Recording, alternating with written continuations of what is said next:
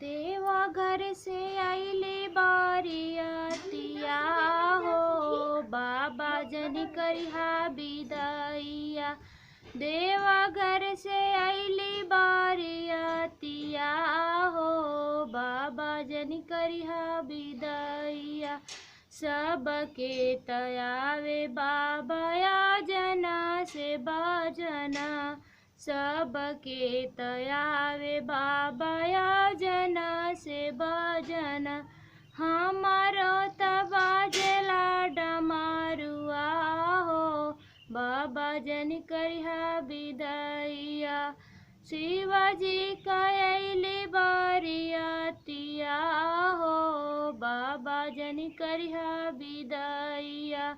सबके तयावे बाबा हाथिया से घोड़वा, सबके तयावे बाबा आरुति मरुतिया।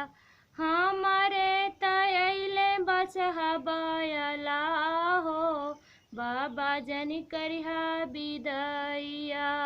शिवाजी कइले बारियातिया हो, बाबा जन करिहा विदाइया।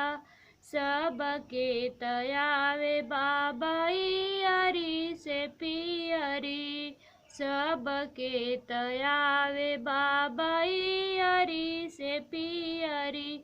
हमारे तयले मृग छलवा हो, बाबा जन करिहा विदाइया।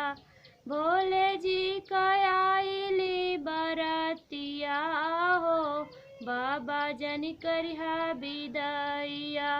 सबके त चढ़े बाबा गलवा के हरवा, सबके त चढ़े बाबा नाकी कनथुनिया।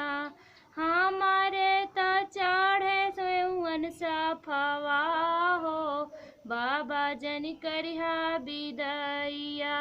हमारे त चढ़े गल कसफवा हो, बाबा जन करिहा विदाइया। शिवाजी कइली बरतिया हो, बाबा जन करिहा विदाइया।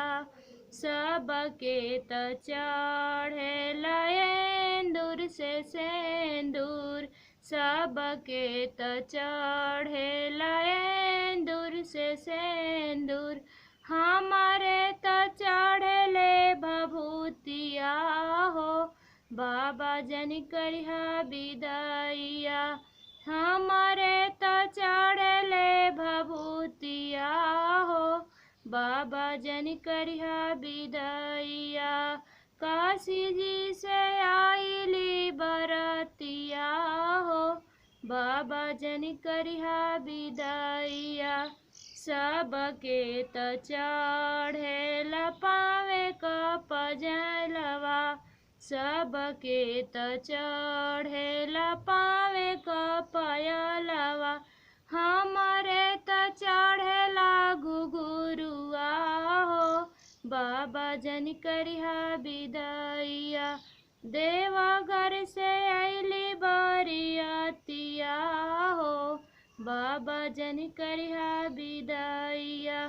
तो दोस्तों, हमारे चैनल पे आप नए हैं तो प्लीज़ हमारे चैनल को सब्सक्राइब कीजिए और लाइक कीजिए, शेयर कीजिए और हमें कमेंट करके ज़रूर बताइए कि हमारी ये शिव विवाह गीत आपको कैसी लगी। और हाँ, आप पूरी वीडियो सुनेंगे तभी आपको आनंद आएगा।